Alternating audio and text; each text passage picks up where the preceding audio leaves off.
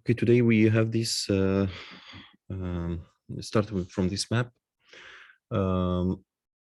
We already just started last time about talked about distance functions. We didn't talk about Gaussians. What is Gaussians? We gave an example about KNN. Today we will just look at some stuff in more details, because the distances we didn't discuss it in details, and we will see another point of view of distances, about how distances can extract the dissimilarities, and there is other ways to activate or that you measure the similarities between elements. What kind of space you are live in. The space of matrix, we will talk about mainly three distances that we will use for this. And talk about it. This Euclidean distance. Already we tried it last time. Manhattan distance and cosine distance. These three distances I just selected, and there is others. There is a lot, but these are the main. And these two can be used for mainly for text, and also for binaries, especially the Hamming distance. We will talk about this today. Hello, hi. It's also just remember this, that we will now try to use this another term, similarity, that you need to to measure the similarity between vectors. And with similarity, usually you start to measure it starting from, let's say, 1. That if you have number 1 means that the objects are alike. So in distances is difference. We used it last time. When you try to measure the distance between objects, the 0 means that objects are alike. They are similar and they are near to each other. And if and to infinity. So then if you increase the distance between objects, this means that they are different from each other. Here we have here this file, these distances. It's start from this part. This is a point, and this is a grid of points. And I would like to measure the distance between this object and each element on this grid. So this point is represented with only these 3 vectors, x, y, and z. So here, I didn't. Okay. So the first one was the Euclidean distance. We all familiar with this, but maybe we are not familiar with the idea of weights. So you measure the distance and you multiply it by weights for some elements in space. Here, with this component, we will use these two, this cosine and Manhattan.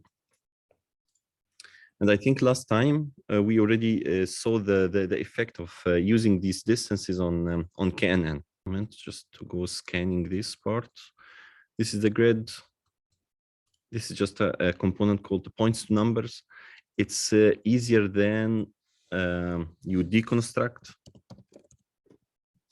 the point. Then you can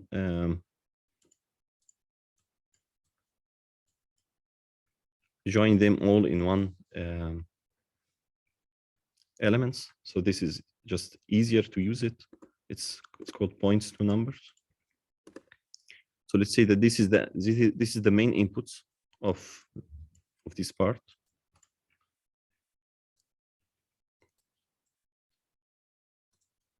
Right click, help. This is only with the zeros. If you put this slider into zeros, this means that you try to read this cosine distance, and this is with Manhattan distances.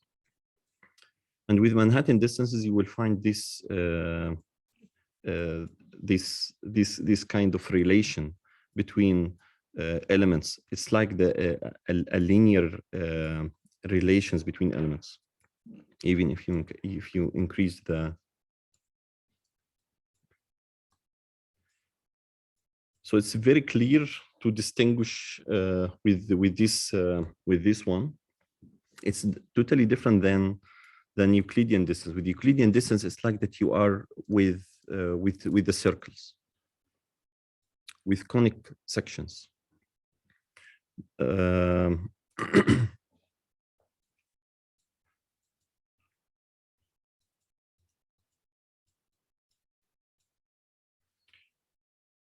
And with angles, you have something else.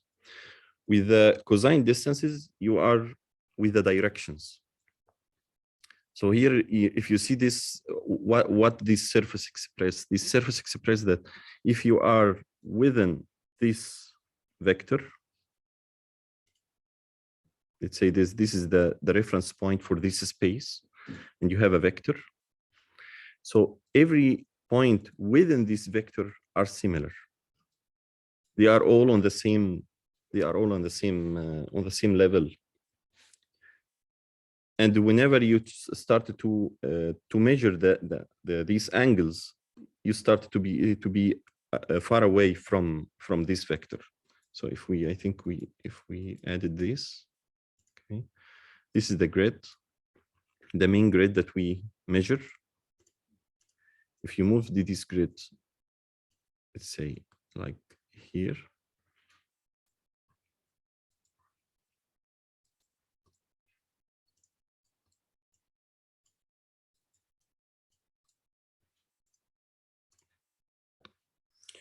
so this kind of surface, just to express the relation between each vector on this grid, or each point on this grid, with the point that you are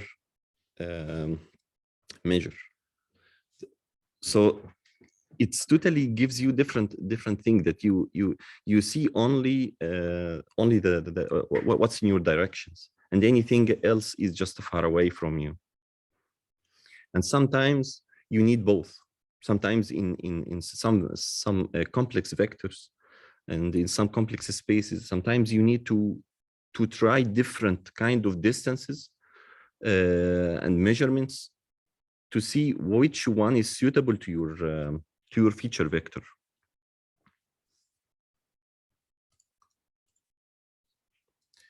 With conic, it's the same conic section.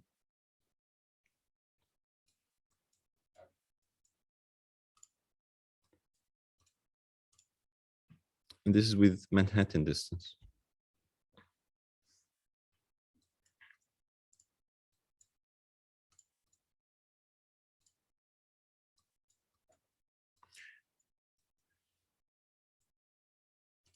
The output of these distances is just the distance between each of these vectors. So it's the vector is a list of numbers, and this is let's say branches. So you need to take care about, if you will use these kind of components, that you put these kind of lists into numbers, not like the previous ones with text.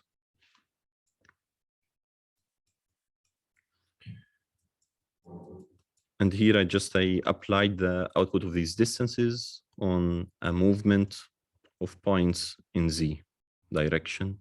And this is the component that we will use for this mesh edit plugin.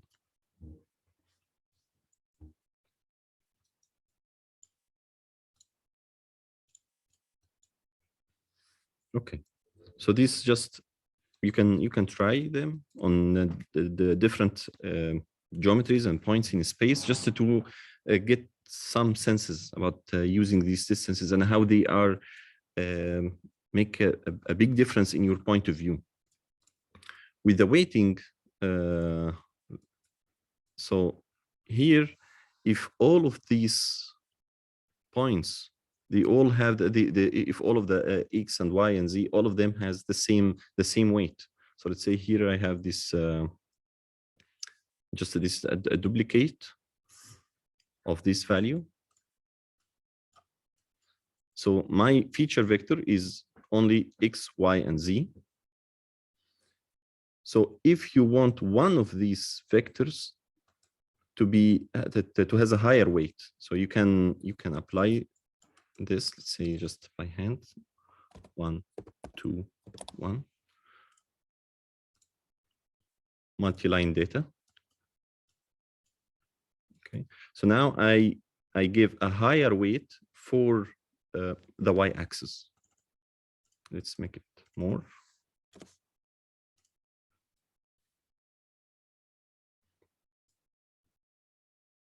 Okay. And this means that if you have a feature vector, a long feature vector, think like what we did yesterday, say, maybe you need to, even if these kind of values are binaries, maybe they represent words, maybe they represent anything, but sometimes you know that that one of these features need to be highlighted more, or to have more weight than others. So maybe you can use this idea to get this kind of relations.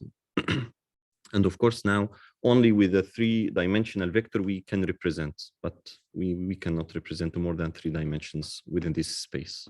So that's usually why I use this kind of surfaces. But these kind of tools is for multidimensional vectors. So you can add more than 3 vectors. It's different than when you say here distance. So this is in Grasshopper, it's only 4 points. You need only to represent this with only 3 features. With this, you can use the weight or not. Just by this false, you will not use the weight. True, you will use it.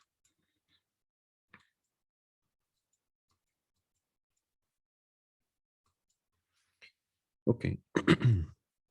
It's a Hamming distance, and this is only okay. And this is only with used with binary, and also you can use it also with text, but it's not reading the text like it's just reading the text as a characters and each symbol, and they try to find if there is any difference between this each symbol and the opposite one. So let's say if you want to read the distance between both, so these are similar in these features or these variables, and on this one is different, so then the distance is 1. So with this, the distance is 0, so no one of these symbols are similar. And you need to put all of the feature vectors exactly also the same. So if we try this, so now there is, of course, a difference. This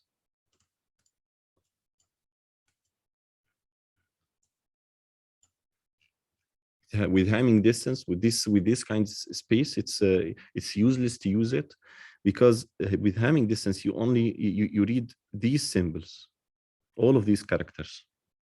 So maybe here I try to just put it as an integer. But the problem that there is some integers with, let's say, with these symbols, and they are more. So if I will try it now, I will decrease this grid, and I will try to move it just to see it only with less than 10th, just in a small space where all of the values. Okay, we can try this. I think this is.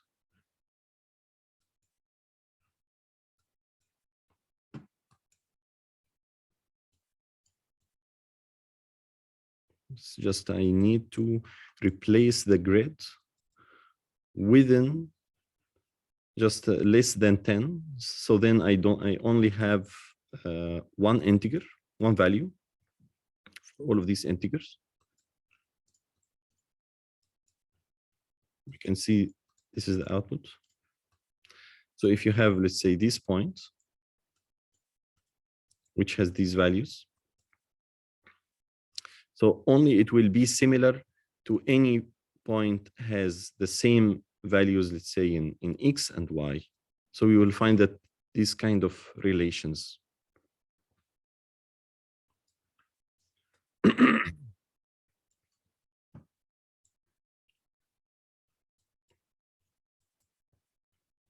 You have another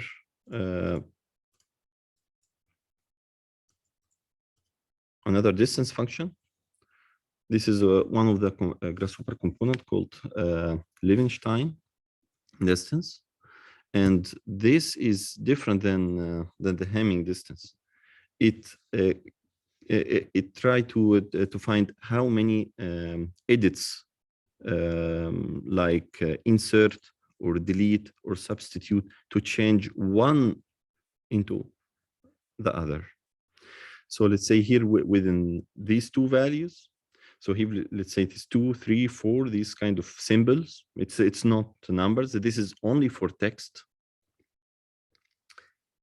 and it see that there is a kind of a 3 steps in order to put these are similar. Let's say you have to move this from here to here, then you have to change one, and then you have to change the other one. So there is a three steps in order to put this together.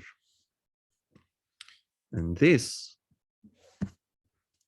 if you will use it with numbers, here is the output. I will increase this. Okay. So we'll find that it's it try in each of these steps to shift the numbers until it can be similar to the input. So let's say if you have 3 inputs, 6, 5, and zeros.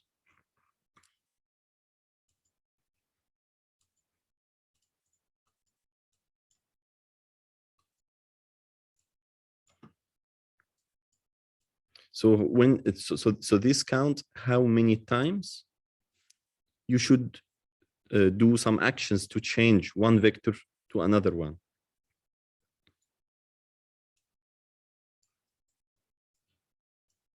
And this is mainly with text is,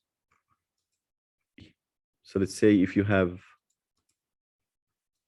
here is some examples, I put it in this file on the side, so you can try to find what is the difference. So let's say here with Hamming distance, so these, just one moment, okay.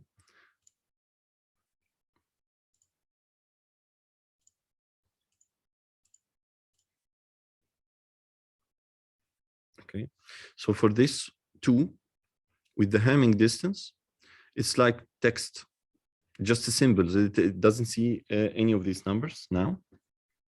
And with this binary idea, it's is it similar or not for each one? So then the distance is 5. They are far away from each other. And if they are not on the same feature vector, the vectors should have the same length. This with the Levenshtein's distance.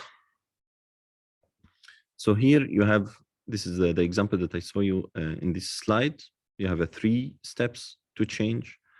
Here I added one number more. So there is a 2, because 2, 3, 4, 5 are similar to these. So maybe it needs to, you need to delete the 0, and you need to change one of the zeros to 1. And the same, say here when you add more. For our course, almost the Euclidean is enough. But if in case there is some of you needs to use another way of the application, let's say with text or images, maybe we need to highlight this question about the distance function. So these are only the three distances that we didn't finish last time. For this Gaussian similarity, this term of Gaussian kernel is already there in a lot of algorithms. Maybe you can heard about it, like the Gaussian filters.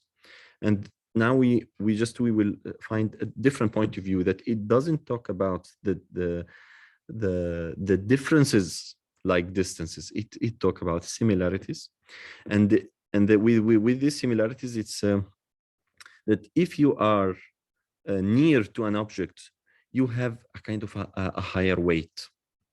So this is its equation. It's mainly a Euclidean distance. It's a squaring of Euclidean distance, and then you put it into exponential. So then we can find this on the here is window. Let's start with the Gaussian similarity, this first one.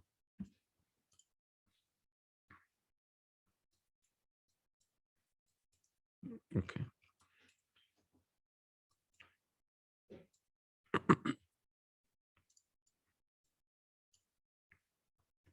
So now you have something else. Now with this example, you have kind of some vectors, and usually we use this just the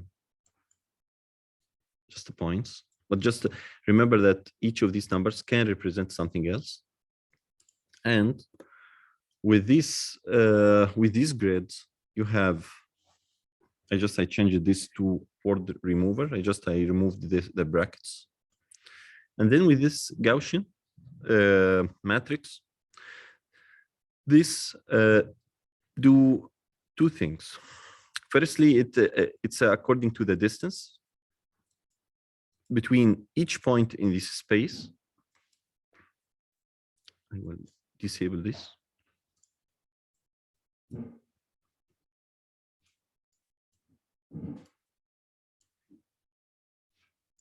Just one moment, it takes some time to read this. Let's say you have a grid. The grid is only a few number of grids. And here is the curve. I disabled this one just to see the grid. So now this Gaussian, each point in this space, it reads its distance with all of the points. So the first point, according to its distance to itself, it's not now it's a distance, it's a similarity. So it's one represent that it's exactly similar. And when you go far away from this point, you start to find these kind of weights. So let's see its effect.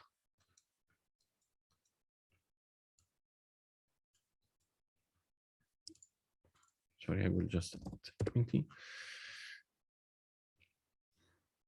So this is the Gaussian, and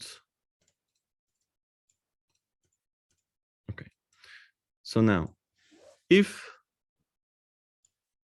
you want to get the weight of the first point, so the weight of the first element. So let's say put this into 0. So this means I only get with this tree branch. Okay. So this only the weights that depends on the distance between the first element and all of the points on this grid.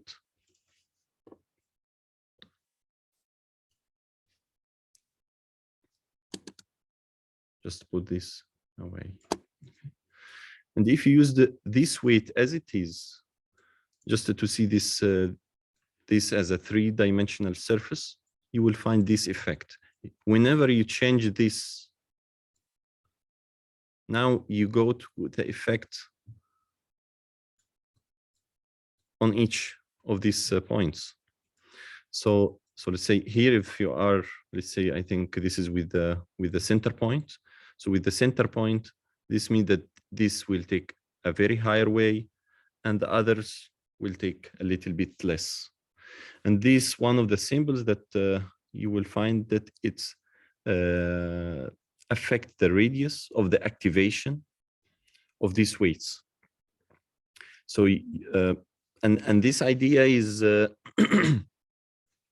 you will find that it's fundamental in some software called the learning rates. So what you see now here, what I change, you mainly later you will find that you call this as a learning rate.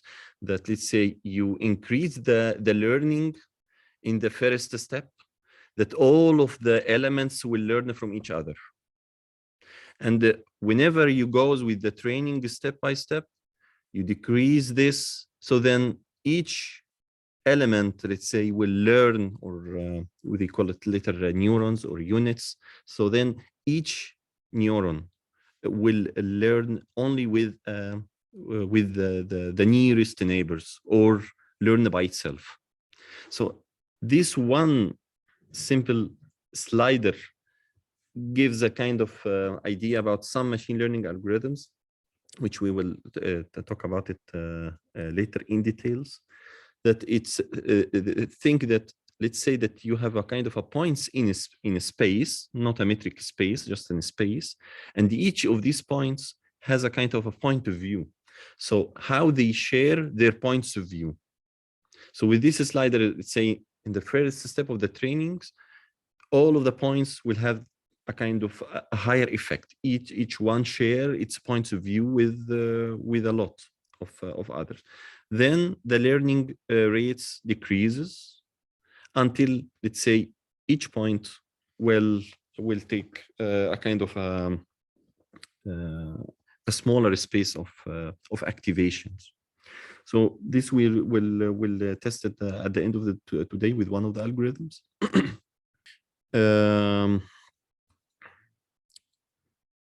So let's say here, now there is another example. This is with text. Let's say you have these simple sentences: cat on the mat, dog on the mat, anything, dog play with the ball, anything of this. So let's see how we can find a kind of a relation between these elements. So you put this into a weighting vector. So you remove, if you have some words you want to remove it, and then you have this word vector.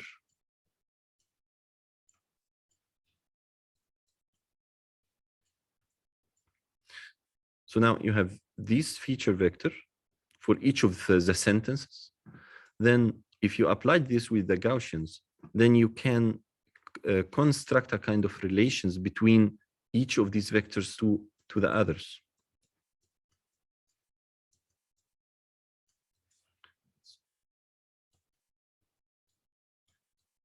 So I'll show you one example about graphs. So let's say if we have 5 points in space, 1, 2, 3, 4. And these 5 points, they represent, maybe each one of them represent these sentences. You don't know their distances from each other. Maybe these two are similar. Maybe these are far away from each other. And it should be you have a kind of a link between these points. So with this, if you, let's say, I will round.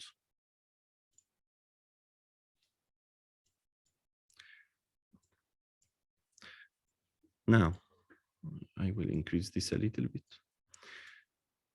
What's the difference between the output now of these Gaussians after rounding. What's the difference between this and this?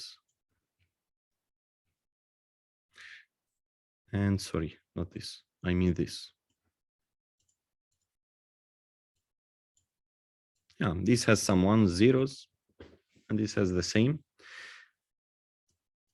This one, each of these values represent these words. So the first sentence, which is this one, this is the first sentence, has one cat, one mat, and doesn't have these kind of values. So this is what it represents with these features. But this difference, this means that the first sentence is connected to the second one and has a kind of a relation also with this one. This, in this second sentence, so the second sentence is connected to the first sentence and the third, and not connected to others. If you went to the last, let's say, last sentences, you will find these kind of features. So it's like that you are able to construct a relations. So the output of these Gaussians is a relations between elements. So not discussing the features themselves. So let's say if I will make, say, cull points. Let's say you have 5 points, set multiple points, 1, 2, 3, 4, 5. Okay. And I will make this cull. With this, the zeros you will remove, the one you will leave it.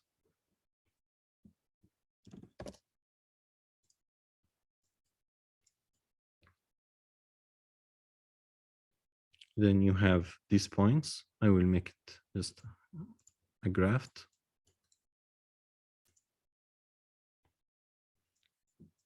So let's connect. So with this, you will find that you are able to find these kind of relations.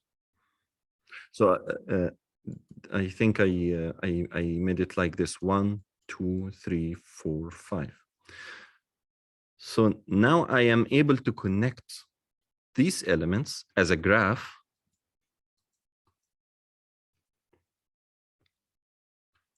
But this is without looking, well, you are not discussing what is the features in each one. You are only discuss the relations between the elements. And this is one of the things about this idea of distance matrix, or this idea of Gaussians. That the nearest one, you activate it, and the others you do not activate.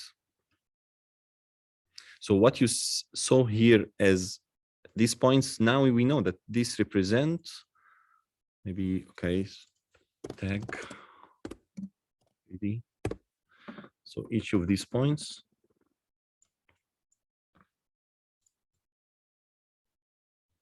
represent this text. Change the size.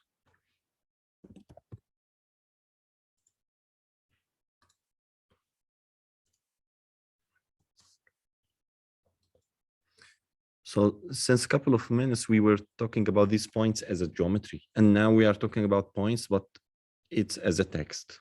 If you know mathematics, I know that some of you know it, just to mention the difference about what we did. So with mathematical, let's say you should establish the relation in order to do this graph.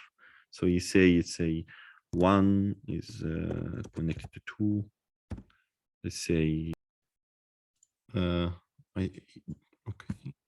Do you see it or not? Okay. Yes. Okay. Good. Okay. So now here is just another point of view about establishing elements in a space. So now I started with explaining the relation. I say that there is some elements, and these elements, how they are connected to each other.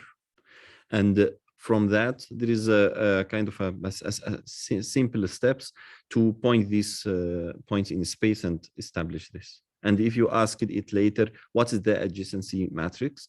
So let's say the first one, here is the first element, is connected to, let's say, to the second element, and so on. And so I reached this, but with different way. If you know a kind of an identity of what is this one and what is two and what is this three, you have a kind of feature. So let's say, so the element one is equal to some features. Element two has similar features. So then you need just to read the distances, and from reading the distances, you can establish these relations.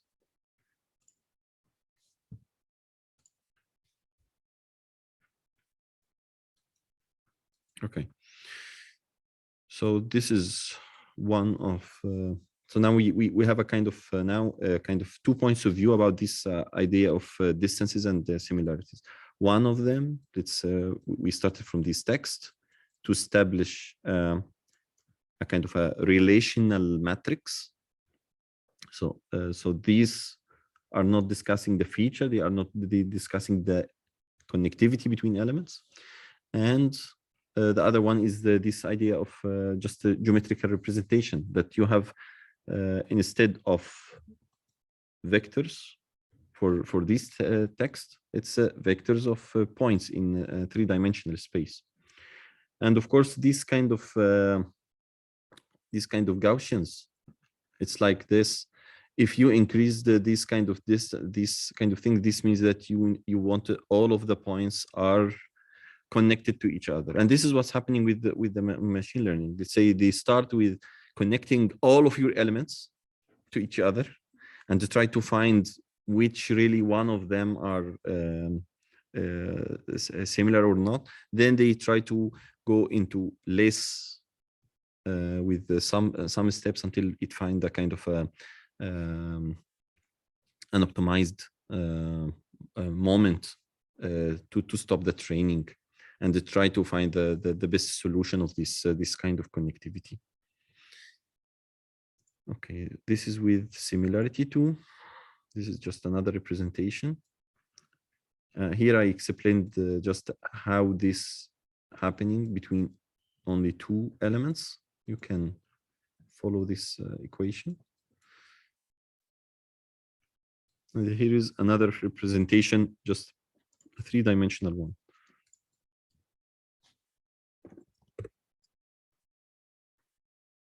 Okay, so here I will just show it to you, but on a box, not on a surface.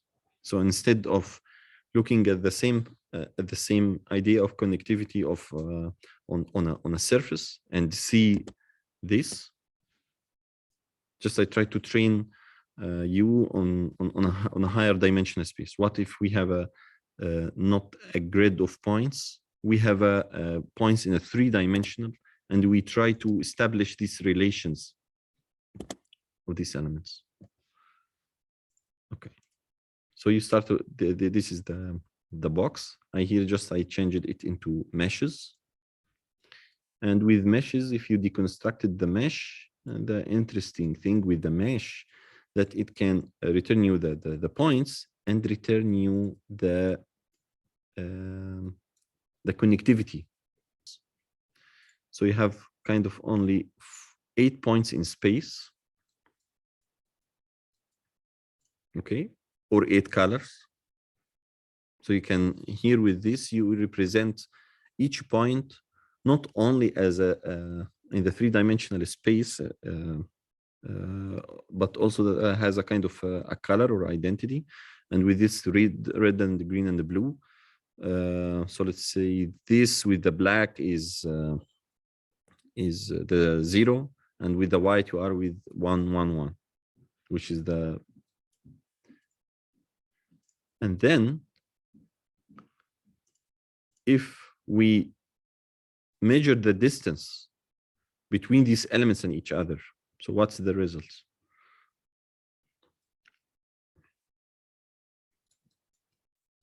Here, sorry. Step by step. This is the points with the Gaussians. You started to read each point to the other 8 points. So then you establish these kind of weights. Okay, here is the weights. If you want to visualize this weight effect, so I took this output of weights and I established this point, which is the center point of the box. And here I move the elements towards these center points.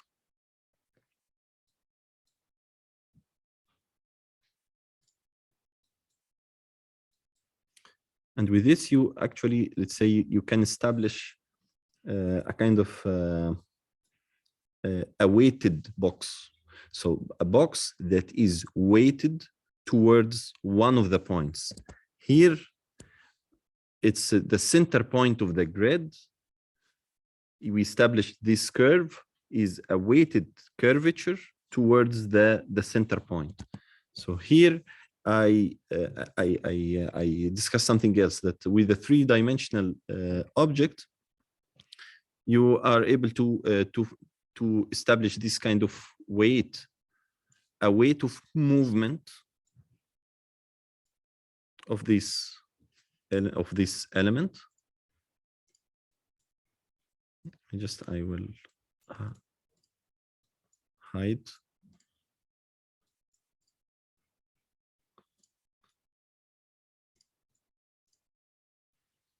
So now I established this a weighted box. It transforms all of its vectors according to one element. So one element controls the others according to their distances.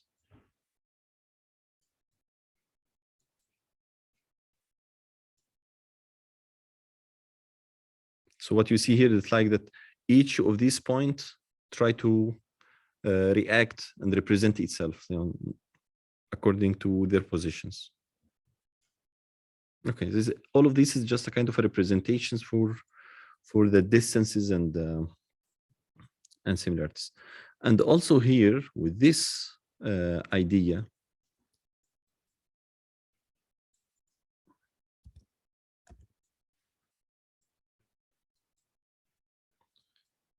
if you wanted to establish a box, a graph of a box that has 8 vertices and they are connected, I can take this copy. If you want to test this idea, here is mathematics. So now this is this kind of it's not the same features that I started with, because the features only was 3. So the features are only 3, X, Y, and Z. This is the features of 8 elements. And now I establish these relations. So with this, if you round it, and let's say build a graph,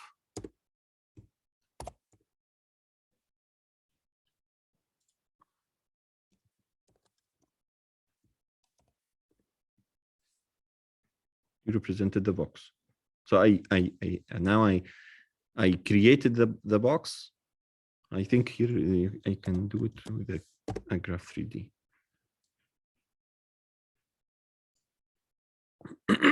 So now I created the cube, but with discussing the relations of the vertices of the cube. Okay.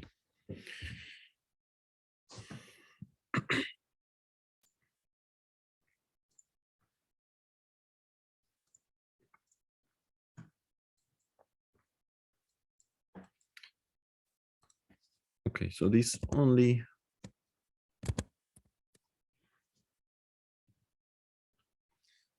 the last step for today is just a quick scan, and from the next time we will start to going into details about this self-organizing map. Its idea is very fundamental in our group, and we see a very high potentials in using it. So this algorithm is unsupervised learning algorithm. Last time we talked about the supervised learning algorithm, that you have a kind of a labeled data, and you have a kind of a clear way to measure your outputs of your training or of these machines. And with the KNN, you find this as one of the simple examples. With self-organizing map, it's one of the unsupervised learning algorithm, and it's also with a special category of unsupervised learning algorithms called artificial neural networks. And this artificial neural network is a lot, maybe hundreds of or tens of these algorithms, and they are all have almost a similar fundamental idea, that instead of just focusing on this on the inputs of your data, they try to establish a kind of an imaginary units in space. So these points is not exist in your real data. And these kind of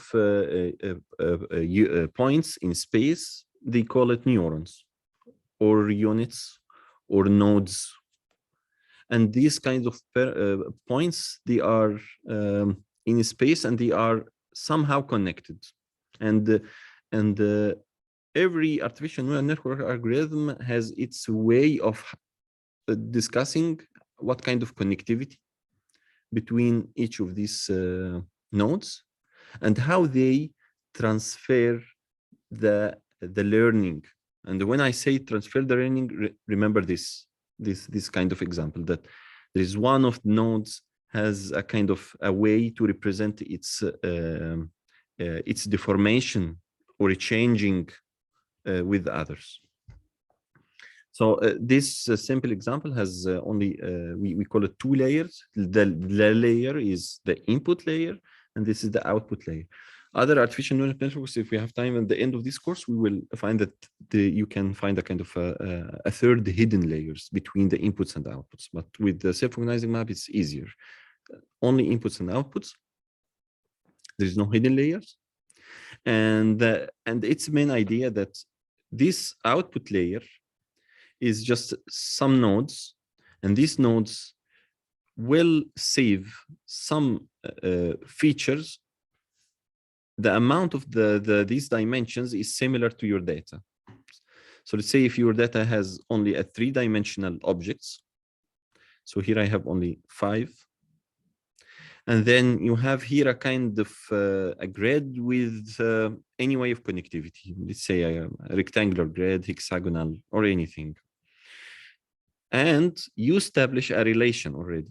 So let's say, according to what we saw in this Gaussian kernel, you establish a relation between each point and the other one. And with this kind of connectivity, each of these points in this input layer, firstly try to find a position.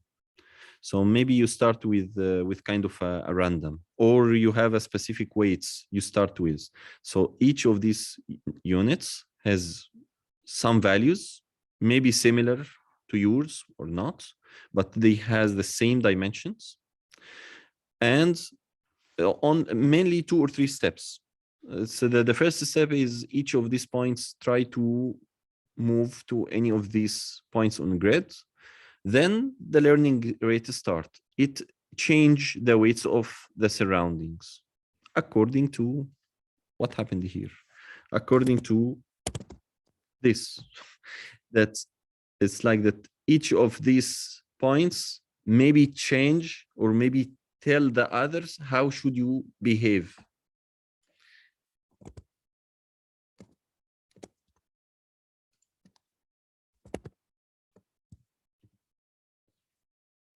And gradually at the end,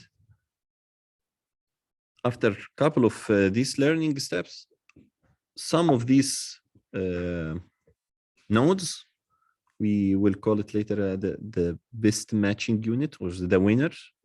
So let's say this one found itself that this is the winner for it. And this one found, let's say this one.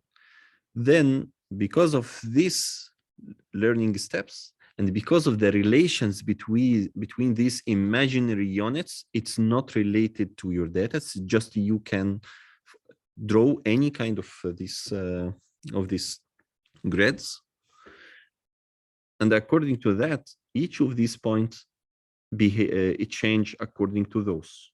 So let's start just to give a quick overview about some.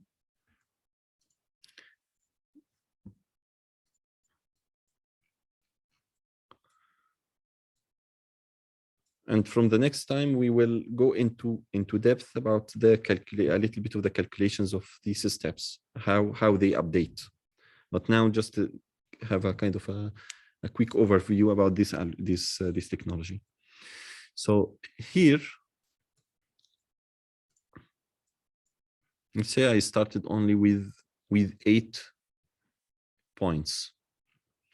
Since a while, we represented this as vertices, like the box or the cube. And now let's say that this is a color. So this represents the red, green, and blue.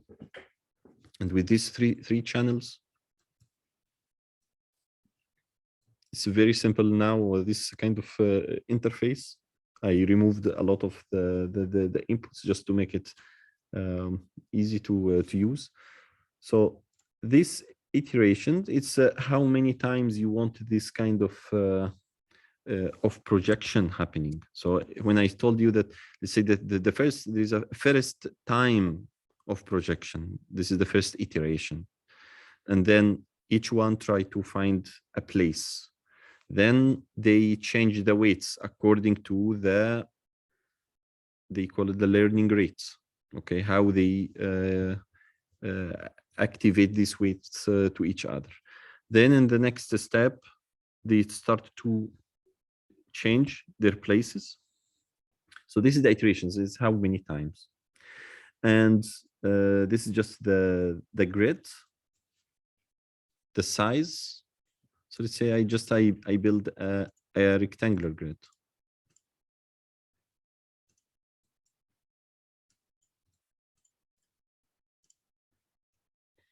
So this grid, it's different than my elements. Maybe these elements are points, real points in space, or they are colors.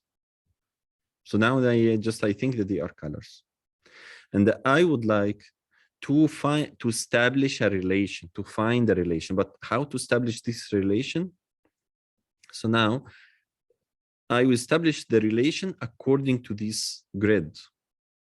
So if I change this grid, it maybe give me different kind of relations between objects. And each of these elements, according to the distance, let's say maybe the white and the black should be away from each other. And this idea is similar to what I show you since a while about this kind of graphs that we draw between between the sentences. So it should be the elements that they are similar to each other.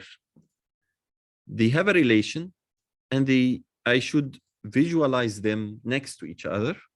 And if they are from the others, they start to get away as a representation on this grid. So this is the vectors. And the output is each point will react to your values within the iterations. Start from, say, the first iteration is 0, and this is the 0 step. I don't know these 8 how they behave here. So you just build this grid. Let's say this is random. Let's say this is blue, this is pink, this is green, and with all of its degrees. And then the next step, you start to project. So you projected your 8 colors. And these 8 colors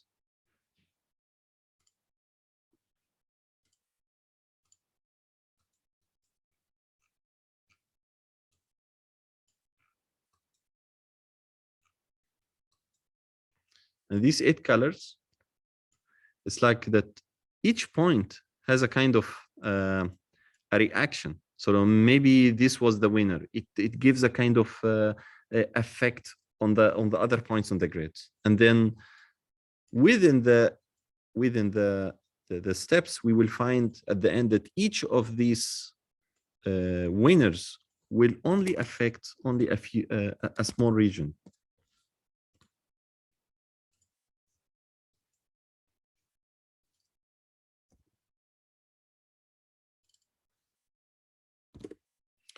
Of course, these elements are very few, so maybe within only 2 iterations is enough, or 3 iterations. So now this represent these colors according to the relations of this grid.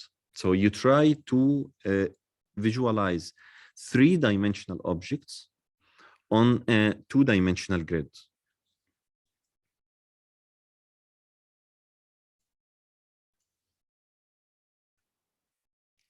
And there is a lot of possibilities if the first step is random.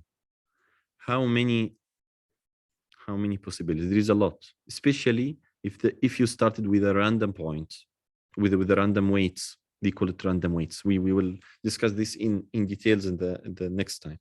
But let's see now, what if these points, they are not points, they are, we will visualize them as a 3D points in space. So I start with 8 points, which I think, yes, okay. So let's say go into perspective, not colors, X, Y, and Z. And now these points, I would like to see these iterations within these kind of, one moment.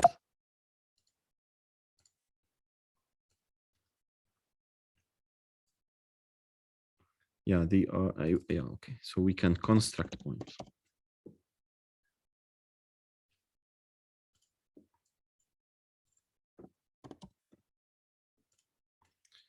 So this is the output of sum.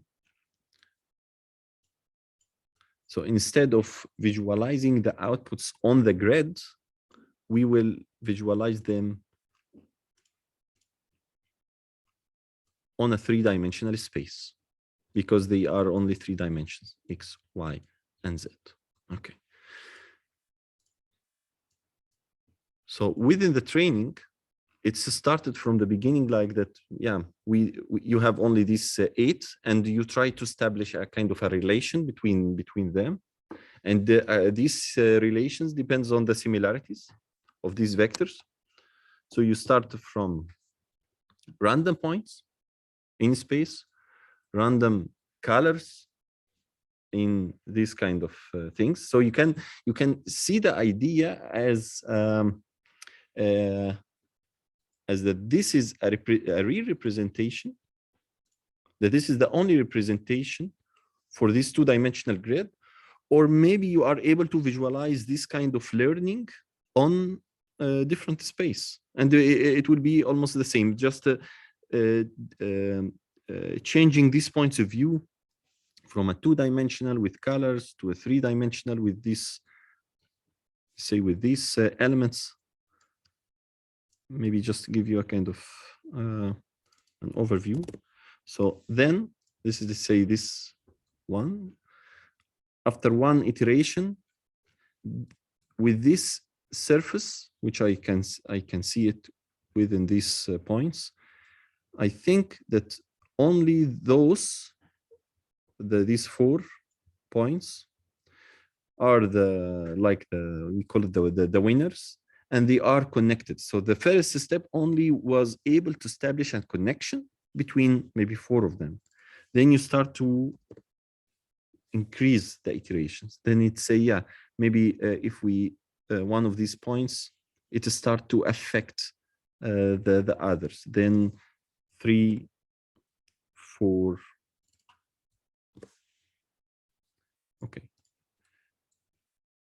And these kind of connections, because only I asked it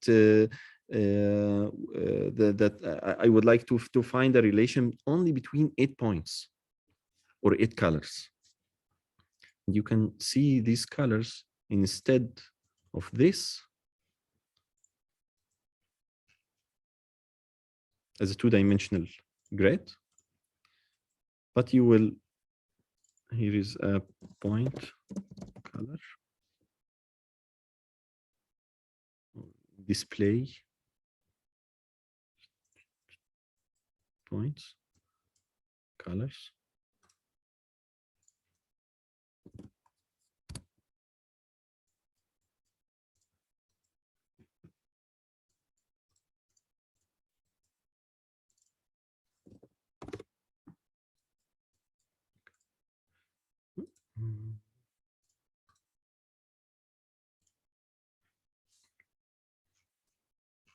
And definitely this is not all of the colors of the space. So the output of this is, it doesn't discuss all of the colors of your space or all of the possibilities. It try to just to highlight some important relations only within your data.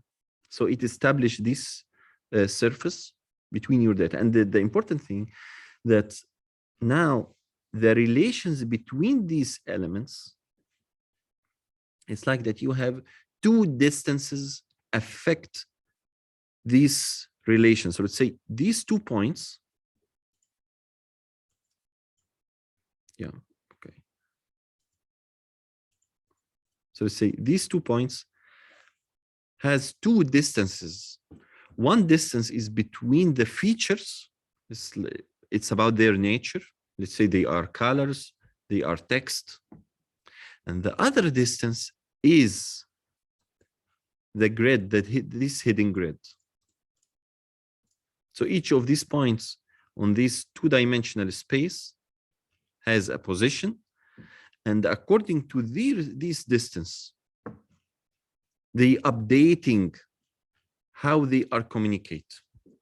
So it's like that now with this idea, now we established not only one distance, 2 distance, a distance on an imaginary grid and a distance between the elements with their feature vector.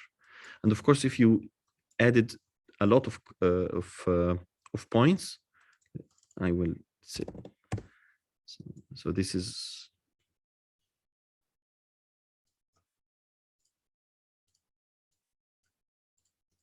okay, this is just a random points or random colors.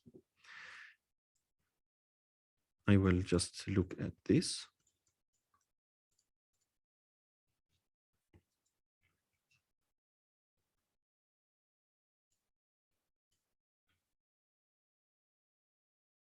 Okay, so now this is the output. So how to discuss this, especially how many points let's say you can upload here, let's say 1,000 point, 10,000 color. any kind of this kind of data.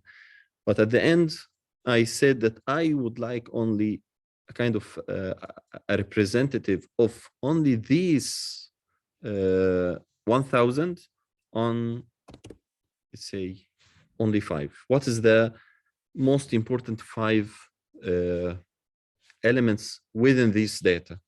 So if you would try to see it on a three dimensions, here is the output. Okay.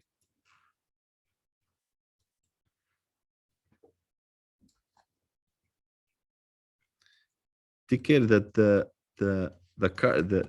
how many points and colors, these are the data. Okay, they are a lot. Let's say 200 just to increase it. Then you only represent, let's say, 3.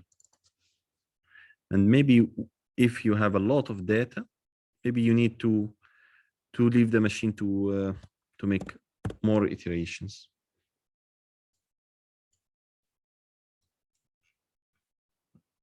So it's like that within these points, you only discuss the most dominant pattern, where one of these points only represent others. And just another representation to see it differently with these points. We can, yeah, I think we can establish this point grid, point from grid. Yeah, this one. So let's say if these are points, flatten, and how many points according to the grid. This is the grid. Say they are 3. This is because this is an it make it the interpolation. So that's why. Okay.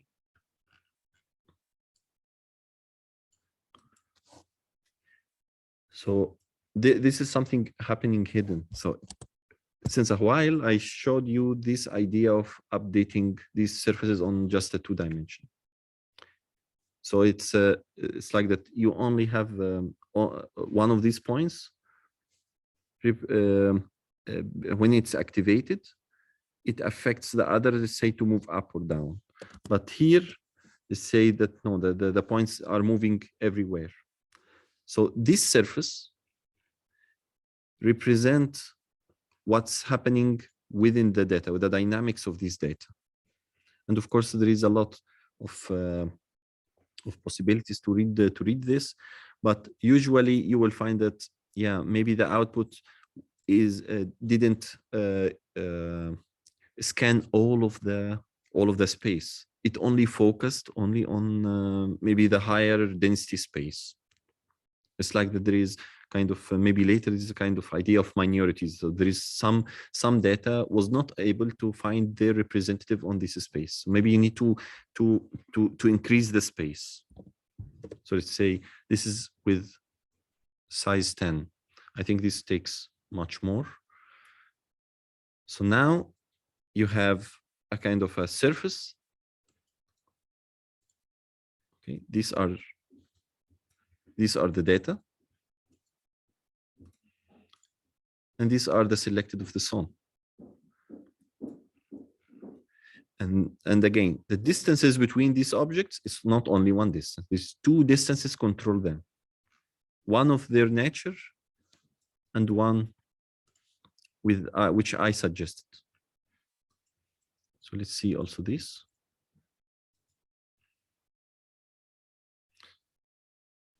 I have a small question. Mm-hmm. Why do you suggest a second distance to calculate it? Why not only use the nature of these points? Yeah, this is the main idea of artificial neural networks, that you have your data, and and with the neural network you establish something else. It's like it's something a kind of a metaphor for us, that you have elements on your surrounding you in real life, and you have this idea of neurons in your head, and they establish this kind of a different kind of measurements.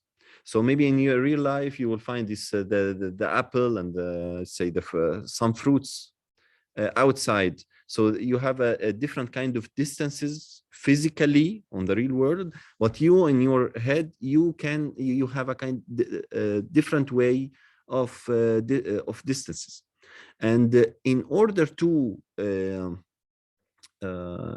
navigate within this data, you need to build these two natures.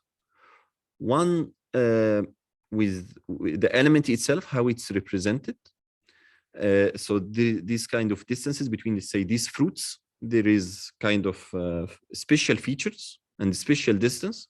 And in my mind, let's say, and there is this kind of metaphor that I will establish a kind of hierarchy. So let's say I would like to find some important points according to my way of distances. So this is the idea of artificial neural networks with all of its algorithms, that you establish two kinds of natures. Okay. And from the next time we will go in details. I usually try to do this, that without going into from not from top to down, from down to top, that I show you kind of example of algorithm and how it's behave quickly. Then we go into details. So this is maybe why, yeah, my way. So if you have, instead of three-dimensional points, now you have elements, and all of them have 10 features. So this means you will calculate in 10-dimensional space, if I understand correctly. No? Yes. But is then also, I mean, here I guess it was done with the Euclidean distance. But for 10-dimensional space, is also Euclidean distance possible? Or? Yes, it's possible. And most of the machine learning algorithm use the Euclidean distance, and they find that it's almost generic for many applications. But there is mainly some features, or sorry, some natures of elements. It's yeah, it's not suggested that it's not good that you use the Euclidean distance, especially with binaries. So the main idea is the nature of the number space itself, how you represent this number space. If it's only by this kind of binary, it's only 0 and 1. If they are only integers with a small domain, or they are real values. So this is one of the most important features, is that the number space itself. Now, with Grasshopper window, I think with the distance. Okay, we can discuss this here. So here.